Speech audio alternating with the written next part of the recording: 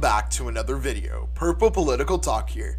Today is Sunday, May 19th, 2024, and today we're going to be taking a look at the 2024 presidential election as of today, May 19th, and taking a look at the electoral map and making my prediction as things currently stand when it comes to the race for the White House. But before we do begin, I want to remind you guys to like, subscribe, and to turn on the notification bell so you guys are up to date with the latest videos from the 2024 election. So without a further ado, let's get started with the video. So when we talk about this election, I think it's very interesting. You know, nationally, you are seeing a lot of trends that kind of indicate that Donald Trump is ahead in the national polls. I think pretty much almost every single national poll that we've seen has Donald Trump, ahead, and by a pretty good margin, right? With that said, I think it's very important to, look at the election again in the context of each of the individual states and talk more about the things that are going on in these states. Polling data can give us a bit of an indicator of how things may be going, and especially more of how things are trending. But I think it's also very important that we look at the election, in the context of, all the important things that are going on in the individual states, some of the different trends. So, currently I'm filling in all of what I would consider are your safe red and blue states. These are states that would easily go to, the nominee from the respective parties by maybe even 15 points. But more than anything is that these are states that are very unlikely to, go and be states that are contested when it comes to the electoral politics of these states. So, in this column, you're going to have states such as, much of the South and your Great Plains region for the Republicans, and most of the Northeast and West Coast and the state of Illinois for for the Democrats. But kind of looking at this map, this is where I think you have your quote-unquote swing states. The states that are left unfilled are states that I think are going to be the contested factors of the race. Some to a greater and lesser extent to each other. That's how we're going to move into our likely ratings. So our likely ratings are going to be states that I think go somewhere between 5 and 15 points. So let's begin with Donald Trump, since I've already have him selected. So I think that states in the likely column for him are going to be states like Texas, states like Iowa, states like Ohio, and states of Florida, like Florida. So why do I think these states are going to end up in the likely column for Donald Trump? I think they all share, some trends. For example, Texas has always been a traditionally Republican state. And while Texas has been moving, a bit towards the Democrats over the last couple of years, I still do think that their Republican identity is strong enough, and the Republicans have a pretty comfortable margin in the state of Texas to where Donald Trump should be able to win here by at least 5 points. And realistically, I don't think a lot of polling has really shown Biden really being that close in this state. I think one of the most recent polls I saw was Trump plus 10. But even then, let's suppose that Biden makes up some ground from those polls that are projecting plus 10. I don't think it's going to be really a close race in Texas. Iowa and Ohio, I think, are kind of states that since 2016 have just, consistently become in statewide races solid Republican states, I guess except Ohio's Senate race. But, these are states that, Donald Trump has been able to appeal to really well. I think if you think of Donald Trump's appeal as a candidate, where are the states that, it's phenomenal? I think you're looking at states like Iowa and Ohio. And I'm pretty confident in my prediction that Donald Trump, as of right now, as things stand today, he's going to be able to win the states of Iowa and Ohio, again, because of how consistently they've been, going towards the Republican Party. And frankly, how big of an appeal Donald Trump has in both of these states. A new state, I guess, to the likely column now, I guess, in this election cycle is the state of Florida. You know, Florida has always been your traditional swing state when it comes to presidential politics. It clearly was in 2016. 2020 wasn't that close, but, Florida, I would say at this point, is in the same column as Ohio and Iowa. And, I think it really comes down to the Republicans have just gained so much ground in the state of Florida. I would say a lot of it would have to do with Ron DeSantis. A lot of it has to do with the pandemic and things like that, where you had people moving out from, a lot of different places coming to Florida. And frankly, I would say that in the state of Florida, the Republicans have been able to govern in a way that has kept a lot of the population happy. And I think that put together with a lot of the issues that the Florida Democratic Party has had organizationally, at the local level, I think all signs point to Florida going by at least 5 points to President Trump going into the 2020 election. Now, I don't really think this is going to change a lot, but, I think going into the election, if you start, seeing some things going against Trump, which, by the way, just for context, this prediction is being made with all the information we currently have now. So this isn't taking into account anything that could happen in the future, including things dealing with Donald Trump's cases, things that Biden has done as president, things like that. It's just everything up to this point. And Florida, another thing is, I think, the economy. I think the Democrats are going to have a very tough time trying to explain the economy everywhere in the country, but even more in Florida, where the Republican leadership in the state has really, solidified a lot of voters in the state. With that being said, let's move on to the likely Biden column. So I would put states like Colorado and New Mexico, Virginia, states like even Minnesota at this point. Although there's been some polls in Minnesota that have shown a closer and tighter race, as well as the state of New Hampshire. Look, I think when it comes to Joe Biden at this point, and these states, these are states that have subtly been going towards the Democratic Party. And for example, in the case of Colorado, I think, for example, you're already at a point where they've gone too far towards the Democratic column for it to really be competitive. Same thing with New Mexico and even Virginia. And some of these states, I think, could go by lesser margins. Like, I think Virginia could go by a lesser margin if it was the right person running. But frankly, you have Donald Trump. And a lot of these states, I would say, especially Virginia, you have a lot of suburban voters. They really do not like Donald Trump. And these are states that I think are going to be pretty strong, Democratic strongholds for this election. It's not going to be a complete 100% blowout, like over 10 or 15 points, but I think these are states that Joe Biden has a really good chance of winning. I mean, the truth is that these were states that were closer swing states back 2016, 2012, 2008. But in the state of American politics today, of where we stand, I find it very unlikely that these states would end up going to the Republicans. And places like New Hampshire, and I think another way that you could see this is statewide races. When candidates have been nominated that are kind of Trump-like candidates, they've lost in these races. And I think that's a really big indicator.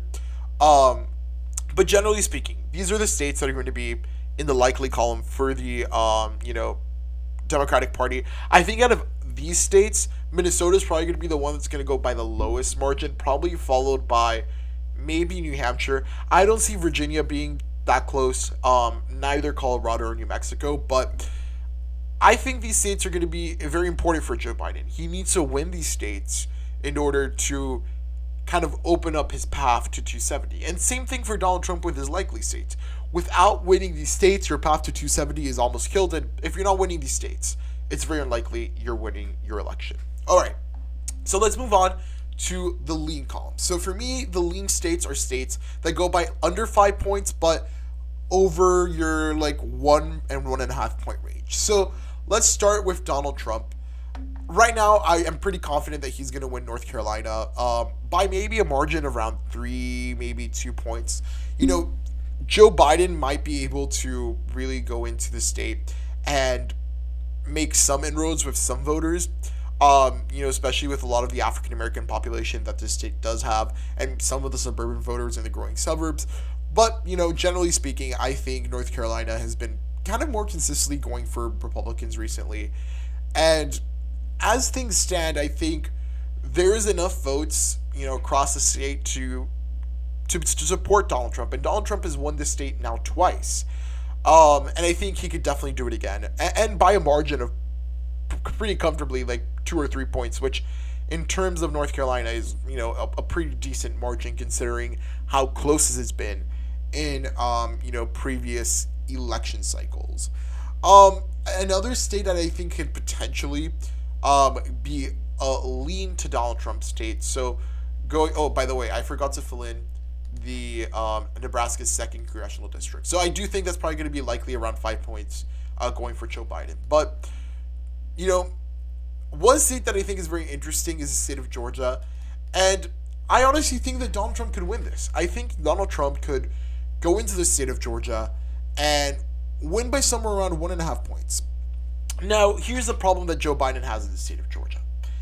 Yes, like I think it's very important to not undermine the fact that, the Democrats, have won here for 3 statewide elections in a row. If you talk about the 2 U.S. Senate races, as well as the presidential election. But again, some of those Senate races that were won, let's be real, like Herschel Walker was not, let's say, one of the best candidates out there. But I do think that in the context of what is being discussed in this election, you're going to have a lot of voters who really value the economy. And value the economy and value immigration. You do have the abortion issue. Now, I would like to say the abortion issue, it might be top of mind for some voters, and that might drive out a lot of the youth vote, especially in some college areas. And frankly, that was a really big factor in the 2022 midterm elections, where you saw the support for the right to choose really be an important factor for the Democrats in a lot of states. But I do think in a presidential election race, we also have to think about it in terms of who can Joe Biden afford to lose and who can Donald Trump really afford to lose as well, I guess, right? So Joe Biden at this point, we have to remember he only won in 2020 by a couple thousand voters, right? In each of these states. Pretty much in all the states that you see, a couple thousand voters, some more than others, but he really cannot afford to lose anyone. And frankly, especially I would say in the Sun Belt, it applies more, where I think immigration and, and things such as the economy are going to play a bigger factor. The kind of them mixed together than maybe in the Rust Bowl, where the economy is going to be an even bigger factor. But in states like Georgia, I think because of that, and you've had some other things like that case of the murder by the illegal immigrant and stuff like that. That's very, it's very niche and very specific stuff. And that might impact some voters. I wouldn't say it's it's going to change the complete course of the election in Georgia. But again, I do think that the Republicans do have the opportunity to win in Georgia. And I would say out of the very close states, I would put my money on Donald Trump being able to win the state of Georgia. Moving on, let's move on to your lean states for Joe Biden. You see, this is where we start getting into the anything could happen territory. And honestly, this is where I think the election starts getting very difficult to predict. I think these states are going to be, for the most part, very tilted.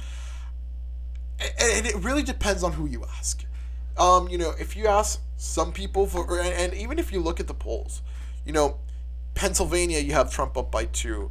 In states like, by the way, Georgia, also, a lot of the polling in the rest of the states on the left have indicated that Donald Trump is going to win. But yet again, if we look at the current, electoral cycle, I think that one state that potentially could go lean for Joe Biden is the state of Michigan. And it's not by a lot. I think it might be 1.5 points, but I don't see Donald Trump with the correct organization in the state of Michigan to end up pulling off the win, right? I do think that out of the Rust Belt states, Michigan is definitely the state that is most likely to go to Joe Biden. And again, whoever you ask might give you different perspectives, but I think number one, Biden had a bit of a bigger coalition in the state of Michigan. Another thing that helps him is African American voters, I think at a larger rate than maybe Pennsylvania and Wisconsin. And, to be frank, I think Michigan has, that support for Biden, I think, it's very important to not undermine. And this is where I kind of start disagreeing a bit with the polling data. And here's the thing. I do think that Donald Trump is currently the leader of the election. You're going to see that by my prediction and what I predict the electoral map to look like. However, at the same time, I do think that the polls are overestimating Donald Trump. And a couple of factors come into play. And I really haven't talked to them throughout the video as I've been making my predictions. But number one, you have to think about Donald Trump in the context of voters that might not vote for him in his own party. So you're talking about a lot of Nikki Haley voters. I would say that a chunk of them will end up going and voting for Trump, but another percentage of them will not. Now, where do those votes go? Some of them will end up voting for Joe Biden. Another portion might not vote at all. And the big thing that makes this election still very interesting to predict is what are going to be the impacts of the third-party candidates. And I do not think that the third-party candidates are going to win electoral votes. I think that would be a really bad take. But I do think they have the potential, in some states, to come in and take a considerable chunk of the vote. And that might make a difference. So I do think in the state of Michigan, for example, Joe Biden is going to be able to pull off that, that victory. Now, we have our tilt states. So these are the states that I think are frankly going to be our toss-ups. I would personally leave them blank and say, these are the states that, could go to anyone at this point. But I'm going to give you guys my tilt prediction of who I think, as of today, would win the race in those states. So, first, let's go to the state of Nevada. I think Donald Trump wins the state of Nevada very slightly. I think, if anything about 2022 if we were able to learn anything from 2022, it was, the Republicans definitely do have a pathway to victory in Nevada. And look, take a look at polling. Trump plus 6.2. It's pretty considerable. I do think that eventually that's going to end up coming down a bit. And again, I am not the biggest fan of predicting the election off of polls, but I do think, for example, I think in this case with 6.2, I think by the time the election ends up coming, Joe Biden would have made up some ground in Nevada. But I do think that Donald Trump has the possibility of winning here. And I think if you were to ask me today where Nevada goes, I would say it is much more likely that Nevada goes red than Arizona, for example. And that's my next prediction. I do think the state of Nevada is going to end up going tilt for Joe Biden. Arizona. Now, here's the thing about Arizona. I think Donald Trump is very polarizing in Arizona, and I would see much more than he is in Georgia. And here's the thing about Arizona. The Republicans have consistently been losing elections in Arizona. They aren't choosing the best candidates in down ballot races, and that's who gives your image for the Republican Party. And ultimately, yes, it's a presidential election, and Donald Trump is going to be the main figure, but he in part has been the main figure. Look at Kerry Lake. Look at these other Republicans who lost statewide elections in 2022. They were Trump-supported candidates.